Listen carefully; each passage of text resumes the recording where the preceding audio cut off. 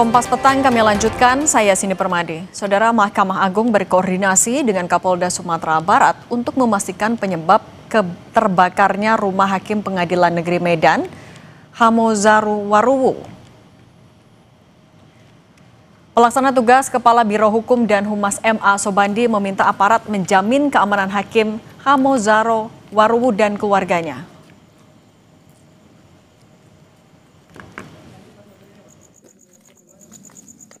Arahan Ketua Mahkamah Agung telah melakukan koordinasi dengan Kapolda Sumatera Utara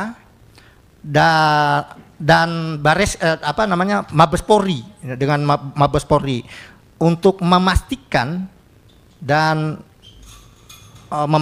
untuk menjamin keamanan Hakim Dr. Hamozaru Waruwu SMH dan keluarganya serta seluruh aparatur Pengadilan Negeri Medan.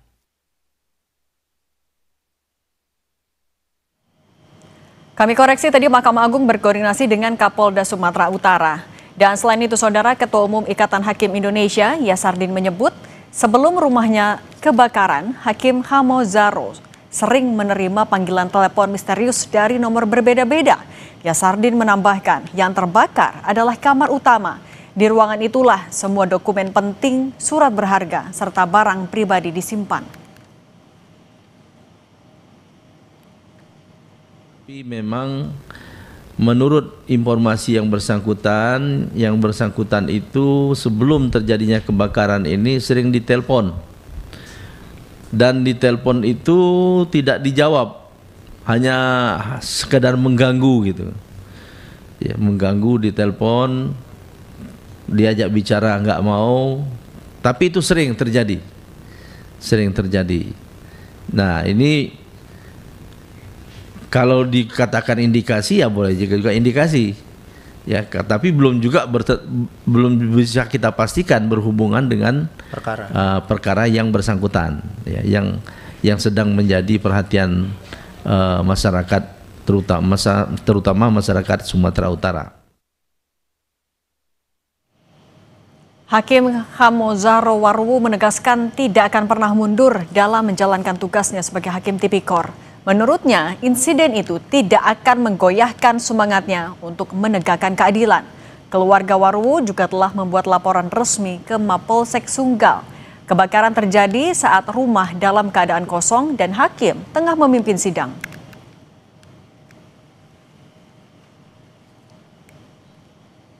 Cuma tadi saya bilang tadi sama pimpinan di kantor, saya bilang saya tidak pernah mundur dalam menjalankan tugas dengan segala tantangan yang ada, dengan apa yang terjadi pada kami hari ini. Saya anggap itu sebuah tantangan dan Tuhan pakai kami lebih kuat lagi untuk menjalankan segala tugas, karena kehidupan dunia hanya sebentar. Sementara itu, tim gabungan Polrestabes Medan bersama Polda Sumatera Utara hingga kini masih menyelidiki penyebab kebakaran yang terjadi di rumah Hakim Pengadilan Negeri Medan. Olah TKP lanjutan sudah dilakukan, termasuk memeriksa beberapa ruangan lain di rumah yang terbakar. Penyidik juga telah melakukan pemeriksaan terhadap sejumlah saksi yang mengetahui peristiwa kebakaran itu, termasuk pemilik rumah.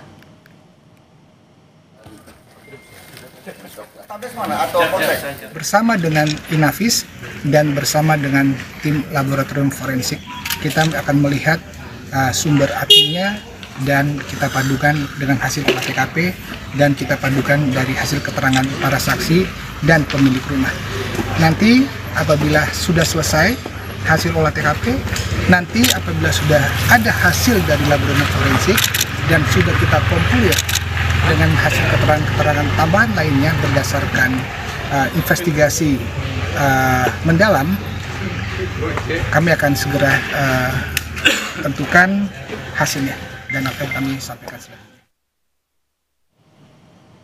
Hamozaru adalah hakim yang telah beberapa kali menyidangkan kasus korupsi, termasuk kasus korupsi pembangunan jalan di Sumatera Utara yang melibatkan nama Topan Ginting, mantan Kadis PUPR Pemprov Sumut.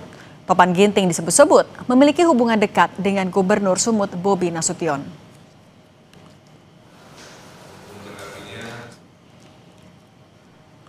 Rumah pribadi Hakim Hamozaro Waruwo, Hakim Tipikor di Pengadilan Negeri Medan yang menyidangkan perkara korupsi di Dinas PUPR Sumatera Utara terbakar. Apakah ini bentuk teror terhadap kerja seorang hakim?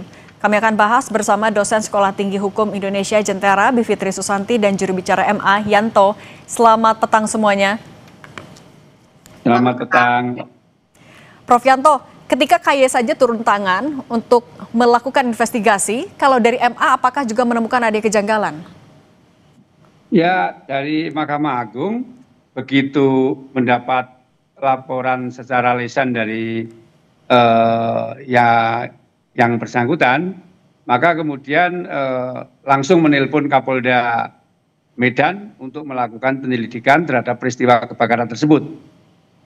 Itu. Dan kemudian juga minta untuk melakukan perlindungan kepada majelis hakim yang menyidangkan perkara korupsi tersebut. Kasus apa Pak? Maksudnya perkara apa? Ya semua perkara yang ditangani dia kan sedang menangani perkara. Ya, kami minta perlindungan, pengawasan sambil menunggu hasil penyelidikan terhadap kebakaran rumah tersebut. Apakah di kemudian hari kebakaran rumah tersebut kebakaran biasa atau kemudian kebakaran tersebut merupakan peristiwa pidana. Seperti itu. Dan artinya di Mahkamah Agung langsung mengontak kepada Kapolda Sumatera Utara. Termasuk kepada majelis hakim lain yang menangani kasus korupsi Dinas PUPR di Sumut, Prof? Ya. Ketua Mahkamah Agung meminta langsung untuk melakukan pengamanan dan perlindungan kepada para hakim di Sumatera Utara. Kalau soal ancaman yang diterima oleh Pak Hamozaro itu juga didengar oleh MA, itu berapa lama ancaman diterima? Ya, yang bersangkutan menyampaikan sering menerima telepon, tapi begitu diangkat, ya tidak ada suara. Ya itu, jadi begitu ada telepon dan teleponnya nomornya bergonta-ganti seperti itu. Itu sudah berapa lama, Prof? Sering, bahkan yang bersangkutan bilang lebih dari 10 kali. Cuman begitu diangkat tidak ada suara gitu. Tapi kalau dari MA melihat ada kaitannya kah Pak kasus kebakaran yang menimpa rumah Pak Hamozaro dengan kasus yang sedang ditangani di kasus PUPR Sumut?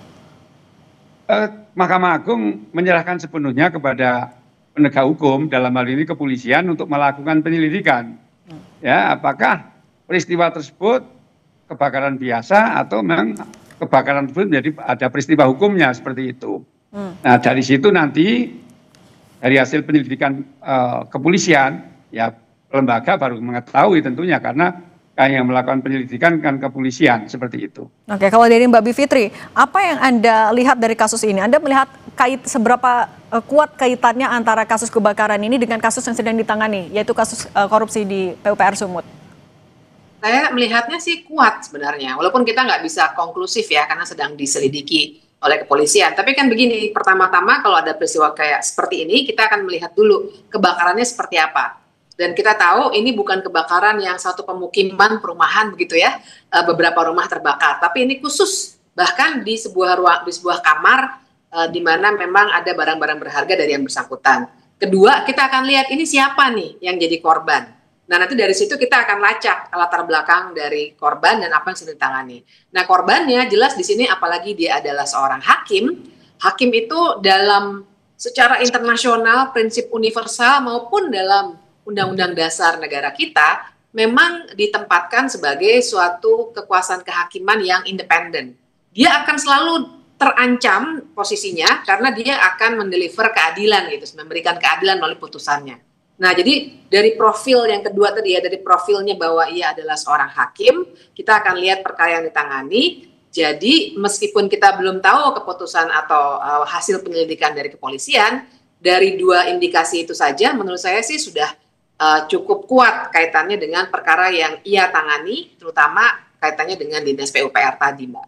Dan Anda melihat ini juga adalah bentuk intimidasi kepada hakim yang bersangkutan berarti? Dari polanya, iya. Saya melihat ini intimidasi ya, karena diikuti kan kita juga membacanya dalam konteks yang lebih besar. Seperti diceritakan tadi oleh Prof Yanto, sebelumnya ternyata juga ada panggilan-panggilan seperti itu yang kita jangan remehkan. Karena posisi hakim ini memang istimewa, apalagi menangani kasus korupsi yang melibatkan tidak hanya jabatannya yang penting yang ada kaitannya dengan korupsi tentu saja, tapi juga kaitannya dengan sebuah jaringan kejahatan yang lebih besar. Karena kalau korupsi itu pasti nggak mungkin sendirian, seperti halnya pembunuhan atau pencurian begitu. Prof Yanto, ketika MA juga meminta adanya perlindungan untuk majelis hakim yang sedang menangani perkara yang saat ini sedang dilakukan, termasuk juga tadi kasus di Dinas PUPR, apakah artinya MA juga mencurigai ada kaitan ke arah sana atau soal ancaman juga ada kaitannya ke arah sana?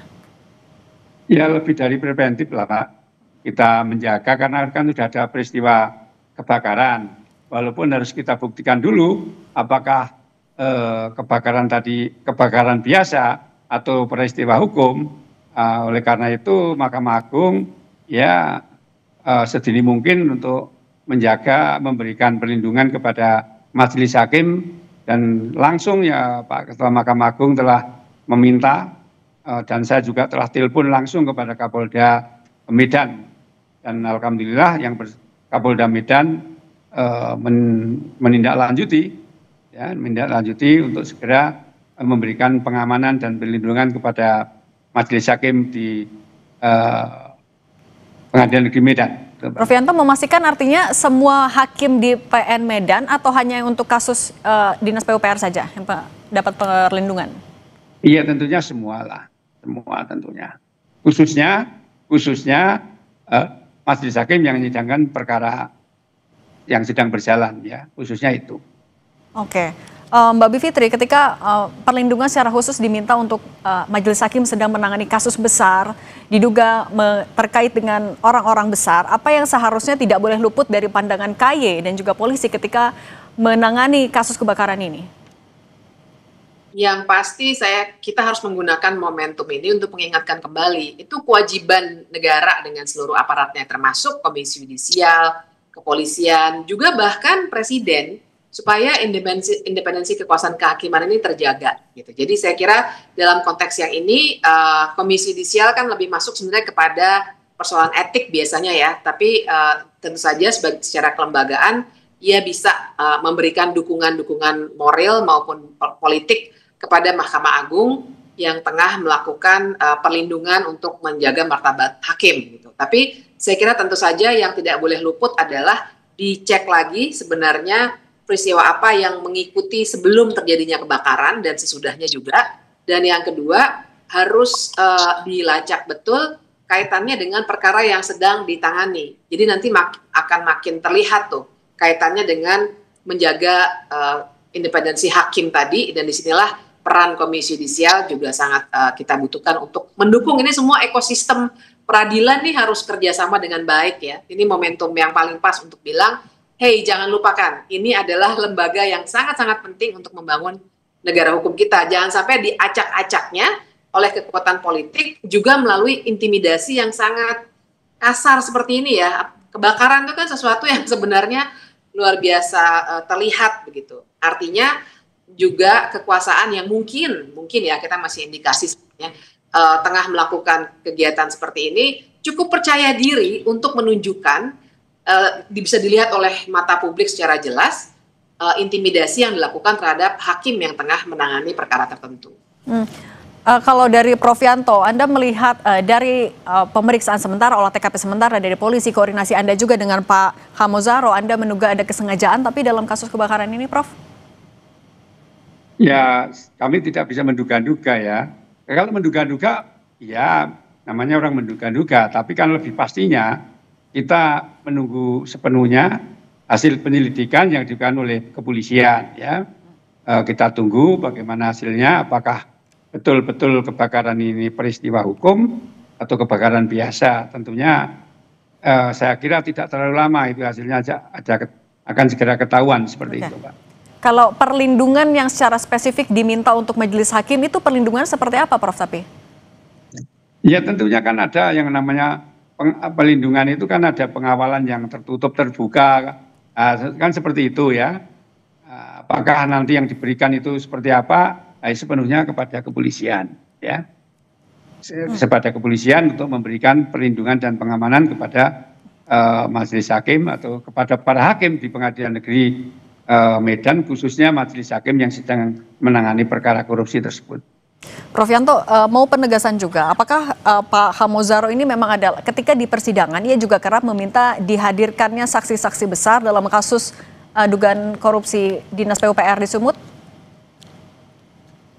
Ya, kalau di berita kan seperti itu ya, di berita, ya, di media. Ya, di media, cuman kemudian yang bersangkutan kan memang sering sebelum peristiwa kebakaran itu sering mendapat telepon-telepon, ya, berapa kali mendapat telepon, tapi begitu diangkat tidak ada suara.